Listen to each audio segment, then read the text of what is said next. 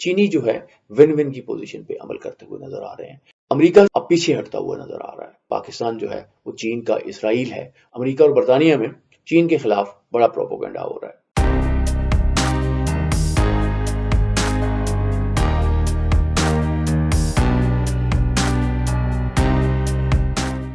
بسم اللہ الرحمن الرحیم. معزز خواتین و حضرات، 1945 میں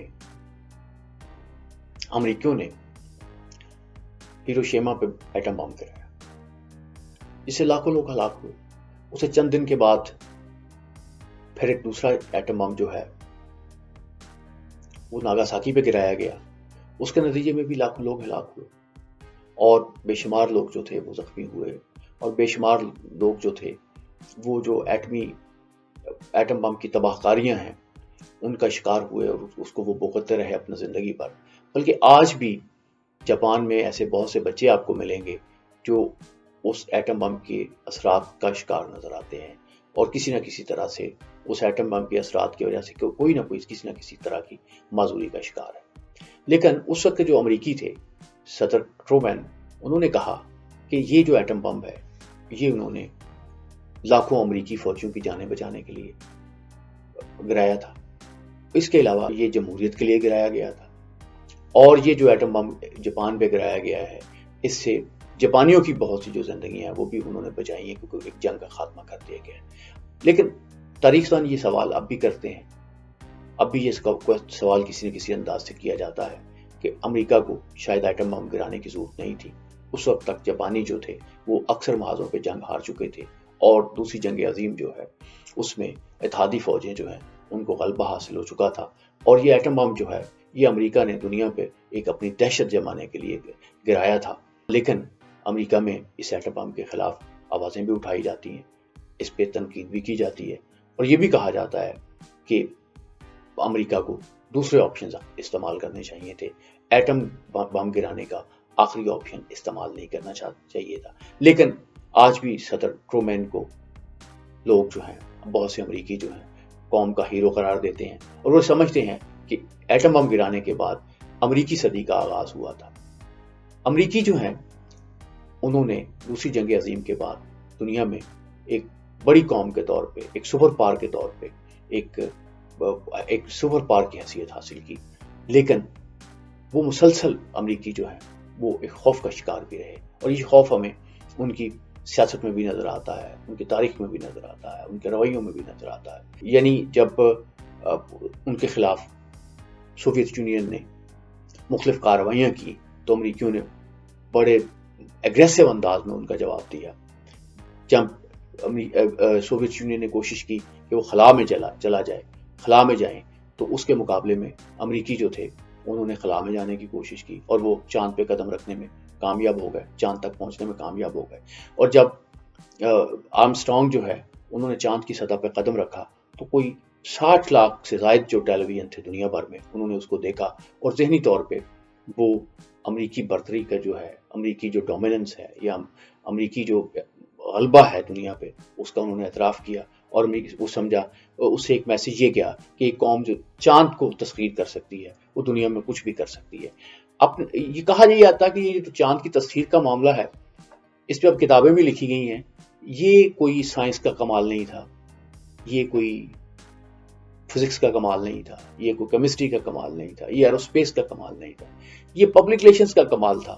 یہ در حقیقت پبلک ریلیشنز کا پروجیکٹ تھا جس سے امریکہ کے امیج کو بہتر کیا گیا، اور اس میں بنیادی طور پر جو فنڈنگ بھی حاصل کی گئی اس میں پبلک ریلیشنز کی ٹیکنیکس استعمال کی گئی. تو یہ اس کو ایک بڑی ایک دلچسپ بات ہے کہ اس کو ایک پبلک ریلیشنز کا شاہکار قرار دیا جاتا ہے، ایک کامیابی قرار دی جاتی ہے. 1970 کے عشرے میں صدر نکسن نے بابائے ہائیڈروجن بم ڈاکٹر ایڈورڈ ٹیلر سے پوچھا کہ 2000 میں امریکہ کیسا ہو. کچھ دیر سوچنے کے بعد ایڈورڈ ٹیلر نے کہا کہ انہیں یقین ہے کہ 2000 میں امریکہ موجود نہیں ہوگا. نکسن نے مزید پوچھا کہ کیا وہ یہ سمجھتے ہیں کہ وہ نظام حکومت کے طور پہ موجود نہیں ہوگا، کہ یہاں پہ کوئی امریکی نظام حکومت نہیں ہوگا، یا فزیکلی امریکہ موجود نہیں ہوگا. تو اس پہ انہوں نے کہا کہ دونوں جو چانسز ہیں وہ ایسے ہیں. لیکن ڈاکٹر ٹیلر جو ہیں ان کی پیشین گوئی ہم دیکھتے ہیں کہ غلط ثابت ہوئی.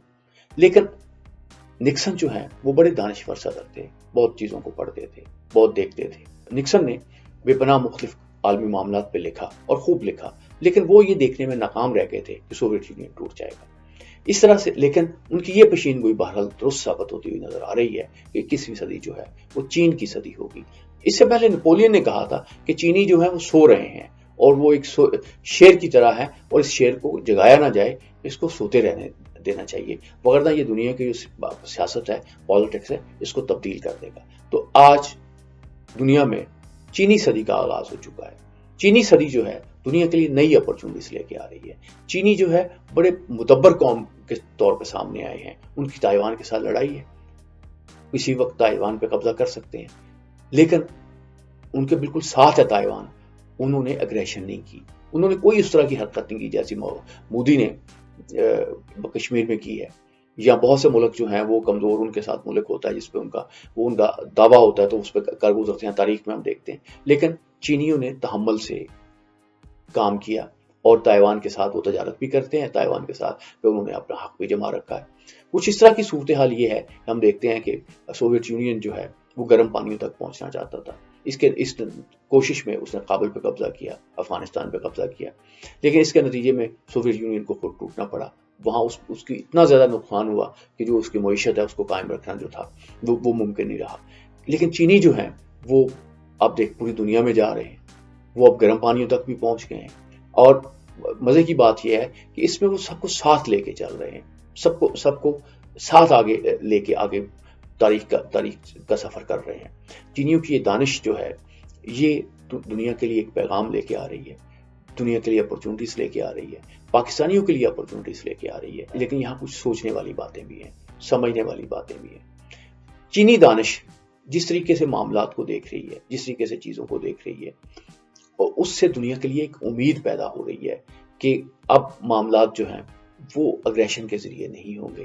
چینی جو ہے ون ون کی پوزیشن پہ عمل کرتے ہوئے نظر آ رہے ہیں. امریکہ اور برطانیہ میں چین کے خلاف بڑا پروپیگنڈا ہو رہا ہے. اس کو ایک ایسی قوت کے طور پہ پیش کیا جا رہا ہے جو دنیا کے امن کے لیے بہت جلدی خطرہ بننے والی ہے. لیکن چینیوں کے جو اقدامات ہیں وہ اقتصادی ترقی میں جن ملکوں میں بھی وہ جاتے ہیں وہاں کے اقتصادی معاملات میں ایک کردار ادا کرتے ہیں، اس کے انفراسٹرکچر میں ایک انویسٹمنٹ کرتے ہیں. ایسا ہی معاملہ انہوں نے برما میں کیا ہوا ہے، ایسا ہی معاملہ انہوں نے بنگلہ دیش کے ساتھ کیا ہوا ہے، ایسا ہی معاملہ وہ ایران میں کر رہے ہیں، افغانستان میں کر رہے ہیں، سینٹرل ایشیا میں کر رہے ہیں، افریقہ کے بہت سے ممالک میں بھی وہ ایک اس طرح سے ایک اپنا معاملہ کر رہے ہیں. دوسری طرف جو ہے امریکہ جو ہے وہ اب پیچھے ہٹتا ہوا نظر آ رہا ہے. وہ عالمی سیاست میں اس طرح سے سرگرم ہوتا ہوا نظر نہیں آ رہا جیسے وہ چند سال پہلے تھا. چینی جو ہیں وہ اپنی جو ڈپلومیسی ہے، خارجہ پالیسی ہے، اس کو ایک نئی صورت دے رہے ہیں اور دنیا میں ایک یوں سمجھیں کہ فکر و دانش کا بھی اور جو ریالٹیز ہیں، گراؤنڈ ریالٹیز ہیں، ان کا ایک نیا سورج طلوع ہو رہا ہے. اور اس میں پاکستانیوں کو بہت سوچنے کی ضرورت ہے.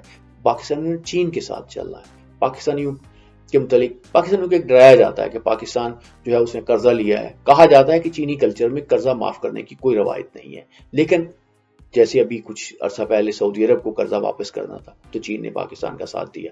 چین جو ہے پاکستان کی معیشت جو ہے اس میں بہت انویسٹمنٹ بھی کر رہا ہے، اس کو انکریج بھی کر رہا ہے. ہم نے اپنے ایک سابقہ پروگرام میں بتایا تھا کہ چینی چینل تو یہاں تک کہتے ہیں کہ پاکستان جو ہے وہ چین کا اسرائیل ہے، اور چینی اس کا مطلب یہ ہے کہ چین جو ہے پاکستان کی اسی طرح سے حمایت کرے گا، اس کے وجود کے لیے اسی طرح سے سیکریفائس کرے گا جیسے امریکہ جو ہے وہ اسرائیل کے لیے کرتا ہے. لیکن پاکستان جو ہے اس کو اپنا ایک علیحدہ تشخص بھی برقرار رکھنا ہے، کیونکہ یہ پاکستانیوں کو ایک نیا تجربہ ہو رہا ہے. پاکستانی جو ہیں پہلے یہ آپ یوں دیکھیں کہ چین کے درمیان یہ جو ہمالیہ ہے یہ برصغیر اور چین کے درمیان ایک بہت بڑی دیوار کے طور پہ قائم رہا ہے اور بہت زیادہ کم انٹریکشن رہا ہے اس دونوں علاقوں کا. اس کی بجائے امریکہ، یورپ، انگلینڈ وہ یہاں سے جو پاکستانی معیشت جو ہے، پاکستانی معاشرت جو ہے وہ زیادہ متاثر ہوئے. جو نام ہمیں نظر آتے ہیں، انگلینڈ میں نظر آتے ہیں، امریکہ میں نظر آتے ہیں اور یورپ میں نظر آتے ہیں، وہ ان میں سے اکثر ہم ان کو جانتے ہیں، ان سے فیملیئر ہیں. لیکن جو امریکی نام ہیں وہ تھوڑے سے وہ غیر معروف ہیں، وہ تھوڑے سے ہمیں عجیب محسوس ہوتے ہیں. اور چینیوں کی جو زبان ہے وہ تھوڑی سی ڈیفرنٹ ہے، وہ پاکستانی اب اس کو سیکھ تو رہے ہیں، لیکن پاکستانیوں کے لیے تھوڑا سا کلچر کا ایک معاملہ بھی پیدا ہو رہا ہے. اور یہ دونوں جو ملک ہیں اب ان میں جب اقتصادی ایک معاملہ پیدا ہو رہا ہے تو دونوں ملک ایک دوسرے کے قریب آ رہے ہیں، تو دونوں یہاں پہ چینیوں کے ساتھ شادیوں کا اور چینیوں کی پاکستانیوں کے ساتھ شادیوں کی خبریں بھی آ رہی ہیں، تو گویا ایک نئے دور کا آغاز جو ہے وہ ہو چکا ہے، اور یہ جو آغاز ہے یہ مغرب کے لیے اور یہ بھارت کے لیے اس میں بڑی تشویش والی بات ہے۔ پاکستانیوں کو صبر و تحمل کے ساتھ، دانش کے ساتھ اس جو تاریخی جو ایک اپرچونٹی اسے ملی ہے اس کو فائدہ اٹھانا ہے۔ پاکستان جو ہے وہ اگریشن کے ذریعے آگے نہیں بڑھ سکتا، پاکستان کو صبر و تحمل کے ساتھ چیزوں کو دیکھنا ہے، پاکستان کو اپنی خارجہ پالیسی کو دیکھنا ہے۔ پاکستان کی خارجہ پالیسی میں اب چین بہت اہم ہو چکا ہے، تو اس کا جو جغرافیہ ہے وہ پہلے ہی اہم ہے، تو پاکستان کو جو بھی اس نے اقدامات کرنے ہیں اس کے لیے بہت دانش کی ضرورت ہے۔ اور میں یہاں پہ ایک اور بات کی طرف بھی اشارہ کروں گا کہ ہم نے ایٹم بم بنا لیا، ہم نے ڈیفنس کے بہتر سسٹمز بنا لیے، لیکن ہمیں تھوڑا سا سوشل سائنسز میں بھی جانا چاہیے تھا۔ ہمیں یہ بھی سوچنا ہے کہ ہم نے پاکستان کو کس طرف لے کے جانا ہے، پاکستان کی معاشرت کو کس طرف لے کے جانا ہے۔ پاکستان کی سیاست جو ہے آئے روز جو اس میں تبدیلیاں آتی رہتی ہیں، غیر مستحکم ہوتی رہتی ہے، اس کو سالڈ گراؤنڈز پہ کیسے کھڑا کرنا ہے، تو پاکستان کو اپنے مسائل جو ہے اس کو بہرحال خود حل کرنا ہے۔ اللہ نے ایک چین کی صورت میں پاکستان کو ایک اپرچونٹی دی ہے، اس کا بھرپور فائدہ اٹھانا ہے۔